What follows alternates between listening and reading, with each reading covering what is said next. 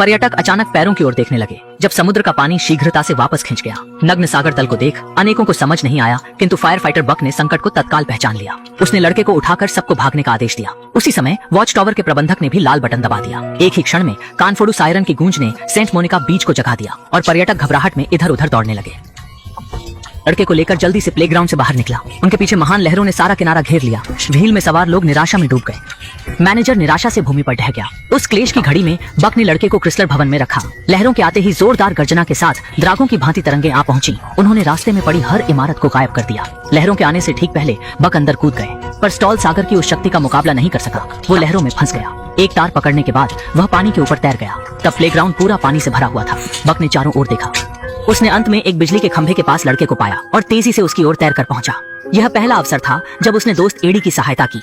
यदि बच्चे को आपदा होती है तो मुझे आशंका है कि मुझ में अपने जीवन में एडी का सामना करने का साहस नहीं होगा। हालांकि वे हाथ की पहुंच में थे। वे दोनों उथल पुथल भरे समुद्र द्वारा अलग हो गए और लड़का समर्थन न कर सका और पानी में बह गया। बक अविलंब पानी के अंदर डूबा। जिस क्षण उसने लड़के को निगाह में लिया, उसने आनन फानन में अपने हाथ बढ़ाए और उसे दृढ़ता से अपने गले से लगाया। ऐसी किसी भी दुर्घटना को दोबारा घटित होने से रोका। जल्दी ही बक ने एक अग्निशामक वाहन देखा जो नजदीक में था और पूरी तरह से डूबा नहीं था, किंतु जैसे ही वह लड़के सहित वहां तैरा, उसने देखा कि एक समूह लोहे के टुकड़े उसकी ओर तेजी से आ रहे थे। उसने त्वरित कार्रवाई में लड़के को कार के नीचे फेंक दिया। तब वह एक लंबी सांस लेकर पानी में गोता लगाकर निकला और बच निकला। अग्निशामक वाहन पर चढ़ते समय उसे भारीपन का एहसास हुआ।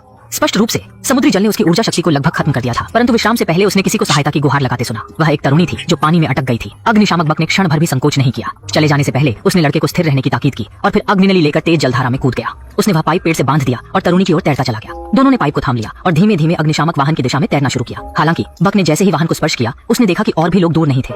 उसने लड़की को अपने भतीजे की अच्छी देखभाल करने के लिए कहा और फिर शारीरिक थकावट की परवाह नहीं की और तुरंत बचाव के लिए लौट आया जब सभी कार की छत पर चढ़ गए।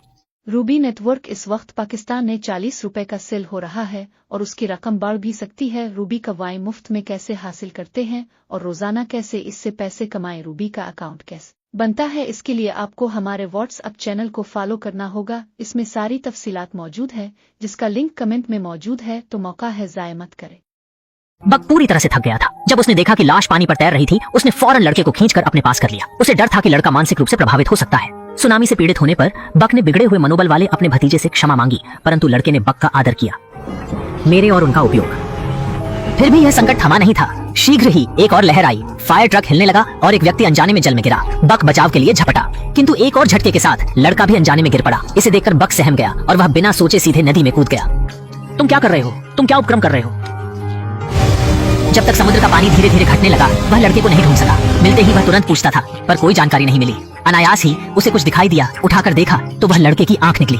उसका मस्तिष्क एकदम शून्य हो गया। अब वह वास्तव में नहीं जानता था कि अपने दोस्त को कैसे बताए, पर वह बस स्तब्ध खड़ा था। थोड़ी देर बाद उसने चुपचाप चश्मे पहन लिए और जब तक उसे लाश नहीं मिली, वह खोजता रहा। जल्द ही सामने की ओर एक महिला चिल्लाई कि एक बच्चा विज्ञापन बोर्ड के नीचे दबा था।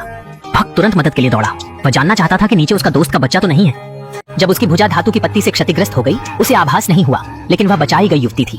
तब बक ने बालक के बारे में जांचना आरंभ किया। तभी किसी ने बक को सूचित किया कि एक युवक को अस्थायी शरण में ले जाया गया था। बक के मन में आशा की किरण जगी और वे तत्काल वहीं पहुंचे। रात तक वो किलोमीटरों दूर स्थित शरण स्थल तक पहुंचे और भीड़ में उस परिचित को पहचान कर आनंदित हो दौड़े।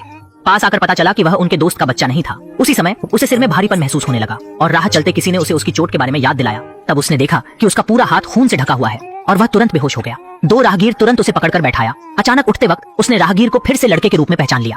ऐसे समय में वह आराम नहीं कर सका और वह चिकित्सा केंद्र में एक एक करके ढूंढने लगा। सर्वेक्षण सूची के कर्मचारियों से मिलने पर वह तुरंत उनसे पूछताछ करने लगा। कर्मचारी ने देखा और बताया कि जीवित बचे लोगों की सूची में लड़के का नाम नहीं है। उन्होंने पास के काले तंबू में देखने की सलाह दी, जिससे बक को चक्कर आ गया। वह बिल्कुल भी उस काले तंबू में जाने की हिम्मत नहीं कर पाया। वहां अपने दोस्त के बच्चे को देखने के डर से उसने आपातकालीन केंद्र में अपनी बहन को फोन किया। उम्मीद है कि वह लड़के को ढूंढने में मदद कर सके। लेकिन इस समय बक को अचानक पता चला कि उसका दोस्त एडी उसे बचाने के लिए यहाँ था और जल्दी से एक तरफ छिप गया। अब उसने अपने दोस्तों को देखने की हिम्मत नहीं की, लेकिन उसकी बहन ने कहा कि उसे एडी को बच्चे के लापता होने के बारे में बताना चाहिए, क्योंकि बक की वर्तमान शारीरिक स्थिति अब खोज नहीं कर सकती है।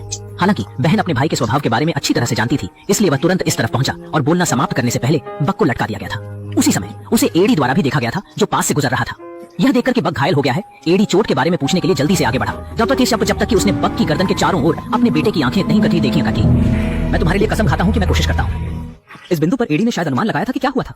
वह चुप रहा और कुछ नहीं बोला, लेकिन अगले सेकंड में वह अचानक बक के पीछे चला गया। बक धीरे धीरे अपने दोस्त के बेटे को एक लड़की की बाहों में देखने के लिए मुड़ गया, जिसे उसने पहले बचाया था। लड़का अभी भी जीवित है। यह देखकर कि थका हुआ बक अब इसका समर्थन नहीं कर सकता है और उसके पास से गुजरने वाली टीम के साथी जल्दी से उसका समर्थन करने के लिए आगे बढ़े। इस समय उसके दिल में लटका हुआ पत्थर आखिरकार जमीन पर गिर गया। कुछ दिन बाद एक सुबह बक अभी भी अपने दोस्त के बेटे के नुकसान के बारे में चिंतित था, लेकिन फिर अचानक दरवाजे की घंटी बज गई। उसने दरवाजा खोला और एक नजर डाला, लेकिन उसे उम्मीद नहीं थी कि यह एडी और उसके बेटे के गैंगस्टर होंगे।